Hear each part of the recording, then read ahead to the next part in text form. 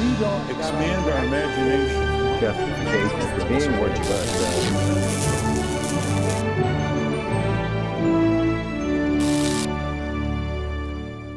are. And welcome to Washington Unplugged. I'm Bill Plant. Women triumphed in yesterday's primaries. In California, it was Meg Whitman and Carly Fiorina who proved that CEOs can take on career politicians. And in Arkansas, it seems that everyone wrote off Blanche Lincoln a little too soon. So to break down all of last night's surprises, John Dickerson, CBS News political consultant and fellow host on Unplugged, joins us. John, what do you think? Was it Blanche Lincoln because of Bill Clinton or in spite of? Well, I think because of Bill Clinton. I mean, she came back to life. She was dead once, then she got survived in this runoff. Everybody said, conventional wisdom said, if you're in a runoff and you're an incumbent, you're dead. And Bill Clinton, in his magic, as we've watched, has fallen. And it died particularly in 2008 when he ran against, helping his wife against Barack Obama. But he was able to help with the African-American communities in Arkansas, his hometown. He put out those robocalls, and they made a very interesting argument about the unions that were going after Blanche Lincoln, trying to make her send this message. They said basically these unions are using you, and you want a woman who's been in there fighting for you. That's just a standard Bill Clinton message, and it worked. The unions, of course, were painting Blanche Lincoln as someone who had succumbed to corporate interests in Washington and wasn't fighting for the little person. But the unions seem to think that they've made their point even though they lost. Well, they have to. Big price tag, $10 million worth of effort in trying to kill her, and it didn't work. You know, they were trying to use her as an example to all those other moderate Democrats. Well, now the unions have to explain their return on investment wasn't great. They say that she's had to move to the left. They say she put forward a really strong strong derivatives bill in the Senate as a part of financial regulatory reform because of this pressure. That's no doubt true. But, you know, how much are moderate Democrats now thinking, gosh, I might be the next Blanche Lincoln? Because there's a lot of people, including the White House, who I've talked to, who've said, you know, Labor wasted their money, and they could have spent that money on other races. And so there's a big debate in the Democratic Party now about whether this was really a waste of time on Labor's part. Right, that is the White House line, that Labor wasted their money. But what happens in November? Does the left and Labor help Blanche Lincoln against a tough opponent? Probably not. And their argument will be, look, we've got to put our money into these other races, into the places where Labor is really strong. Arkansas is a bit of an anomaly here because Labor's not it's not a big state for Labor. So they'll spend their time in the Midwest and in Pennsylvania with the traditional Labor candidates, trying probably to work their way back into the White House's good graces. So let's talk about the Sarah Palin endorsees. Meg Whitman, Carly Fiorina, and in South Carolina, Nikki Haley. They all won. Is this due to Sarah Palin or? Well, it looks good for Sarah Palin. She came in at a very important moment for Nikki Haley, which was, I think, very helpful in that specific race in South Carolina when these allegations came out about Haley's extramarital affairs. There was no proof, but before there was no real proof. Palin came in, stood up for her, kind of applied the Palin model, which is to come out hard in pushing against these allegations. Palin has, in a sense, written that story already for Republican voters. They saw what happened to her in the national race, and she basically said the same thing's happening to Nikki Haley. Haley was able to take advantage and almost got the victory, but now she's got a runoff. But it looks like she's going to do just fine in that runoff on the 22nd. Does this mean anything for the future of women in the Republican Party?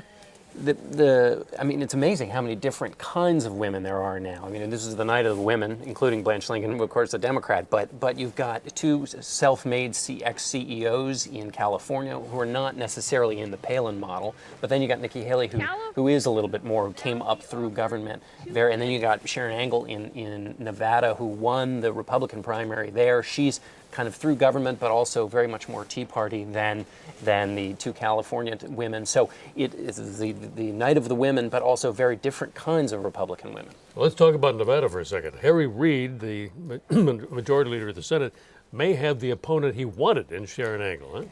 It looks like he does. Sharon Angle's got some views that are quite outside of the mainstream on the national level. For example, she wants to do away with Social Security. That's not a popular kind of opinion. People talk about her as being another kind of Rand Paul in Kentucky. Rand Paul, once his opinions were exposed to the kind of national media, they seemed quite out of the mainstream. But what is interesting about Angle is she's got trouble in local case as well. She is for the Yucca Mountain Repository for Nuclear Waste, and Reid sort of staked his recent career on getting that nuclear waste out of there. And so she's got liabilities at the local level. Plus, and finally, she doesn't have the organization that Harry Reid has in the state, and that'll hurt her as well. So everyone was assuming that the majority leader might be in big trouble, but maybe now not so much. Huh? Relative to his previous dead period, he's come back from the dead last night too, like Blanche Lincoln.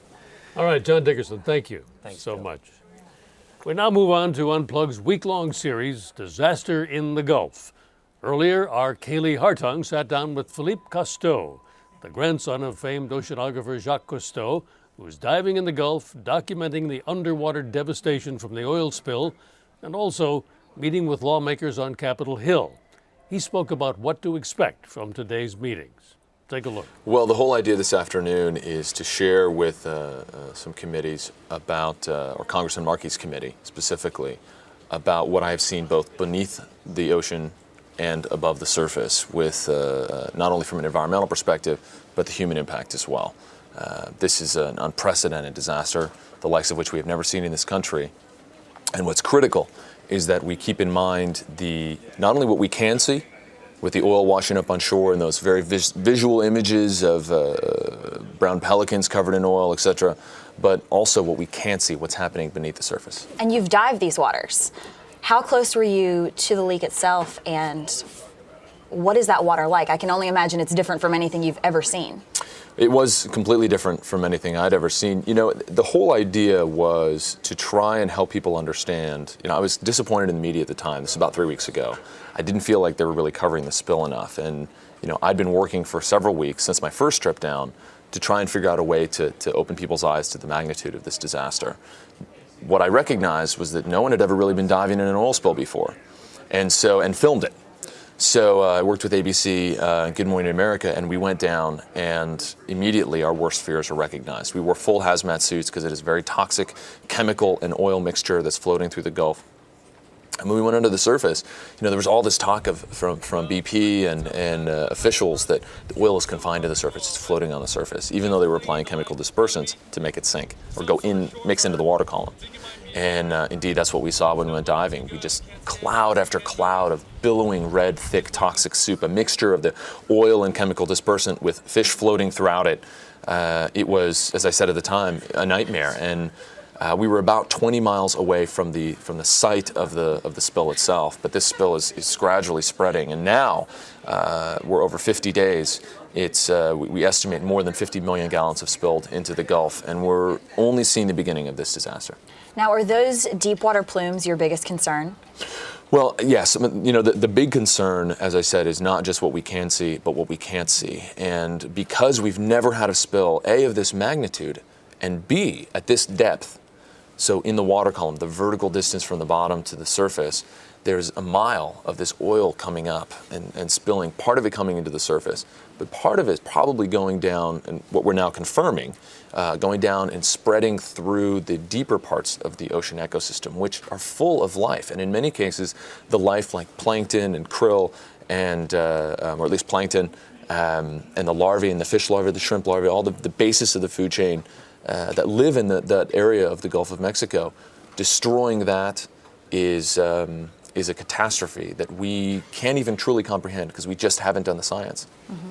Now, you'll be testifying on Capitol Hill next week, but this is not the first trip you've made to the Hill. That's right. I will be testifying to the House Natural Resources Subcommittee on Oceans and the Environment next week.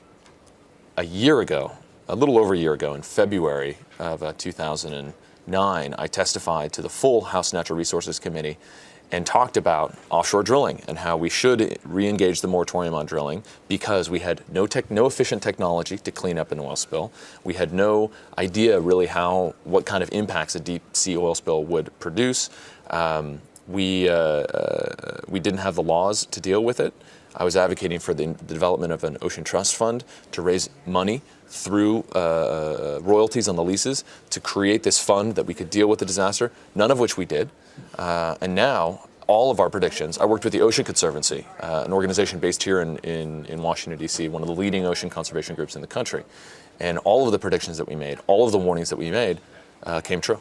Now, what progress do you hope they make on Capitol Hill? I mean, what can they do at this point?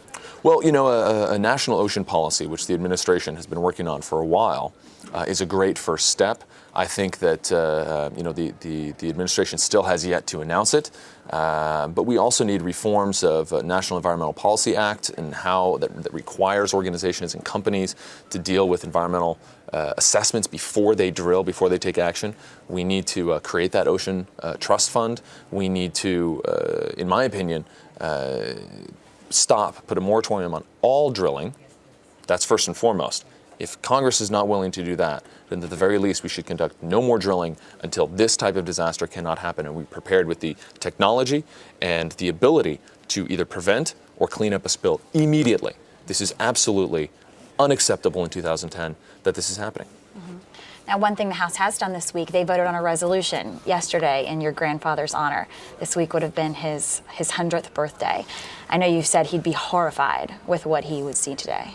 He would be, and I think horrified and profoundly saddened, because 100 years and most of his life he dedicated to helping people understand that the oceans are the life support system of this planet. They provide a majority of our oxygen, so much food for billions of people, protein on this planet. They protect against storms and buffers. We saw the price of destroying the wetlands along the coast of Louisiana during Katrina, the storm surge that would have likely been reduced or eliminated if we'd had healthy wetlands along the coast. By destroying those, it overwhelmed the dikes and levees of New Orleans, cost this country thousands of lives and billions upon billions of dollars, and lost heritage. That's the price of destroying the oceans, and now we're seeing it again. And this is going to cost the Gulf economies and the national economy, whether we live on the Gulf or not, billions and billions of dollars. It's ruining tens of thousands of lives. I've been down there. I've seen the looks on the faces of the fishermen and the boat captains and the mom and pop grocery stores and the restaurants. The look in their face that their lives are falling apart right in front of them, and the desperation and sadness and determination. These are amazing people that are fighting this spill. But I think that we have to remember this is a human tragedy as well as an environmental tragedy, and that we must empower the next generation. Because, and I say this a lot, history will judge us not only by the mistakes that we make, but by what we learn from them. We haven't learned from the Santa Barbara oil spill in 1969. We haven't learned from the Exxon Valdez spill in 1989. I hope we learn from this one. And you're making your 4th trip down there? I will be headed down tomorrow. For a couple days down again in Grand Isle, doing some remote media, some interviews, and then up to Alabama, which is, the oil's creeping along the Gulf. And I was in Florida last week, and I'll be in Alabama on Sunday, assessing the situation on the ground there and talking with the local people and trying to this will be my 2nd trip to Alabama, trying to get a sense of really the scope and scale of this as it progresses. Like I said, this is going to get a lot worse before it gets better, and every single American should be outraged. Well, good luck out there tomorrow. Thanks so much for joining Thanks us. very Really much. appreciate it. Pleasure. Thanks to Kaylee Hartung, and thanks to you for watching Washington Unplugged. Join us again tomorrow for our week-long series, Disaster in the Gulf, right here on CBSNews.com. I'm Bill Plant. Have a great day.